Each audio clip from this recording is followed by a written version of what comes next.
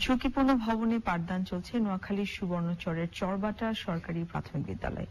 শিক্ষার্থীর সংখ্যা বেশি হয় একটি মাত্র ভবনে বিদ্যালয়ের কার্যক্রম পরিচালনা সম্ভব নয় বলে এমন হচ্ছে জানিয়েছেন শিক্ষকরা।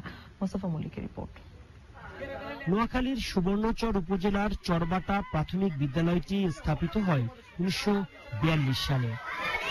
একটি দ্বিতল ভবন তৈরি করা হলেও এই ভবনে শ্রেণীকক্ষ মাত্র দুটো। পুরনো ভবনটি ঝুঁকিপূর্ণ হলেও এখানে প্রতিদিন চলে 3টি করে ক্লাস। পর্যাপ্ত আলো প্রবেশ না করায় শিক্ষার্থীদের উপস্থিতি কম। ক্লাস 3। ক্লাস 3, তোমাদের ক্লাসরুমটা কেমন? দেয়াল ফাটা আর ভাঙাচোরা। নতুন হলে ভালো হতো।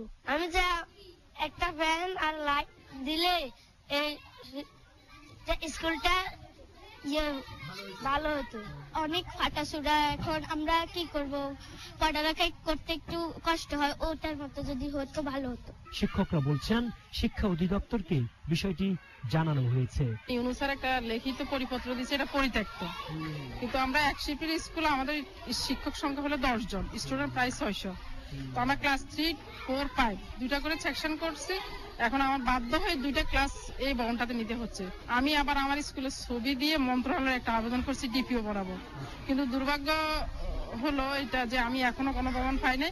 বাধ্য হয়ে আমাকে এই ভবনটাতে 2টা ক্লাস নিতে হচ্ছে। এই বিদ্যালয়ের সব শিক্ষার্থীর নিজস্ব ব্যবস্থাপনায় দুপুরের খাবার আনা বাধ্যতামূলক।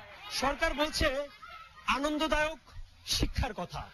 সরকার এও বলছে শিক্ষা প্রতিষ্ঠানগুলো হবে আকর্ষণীয়।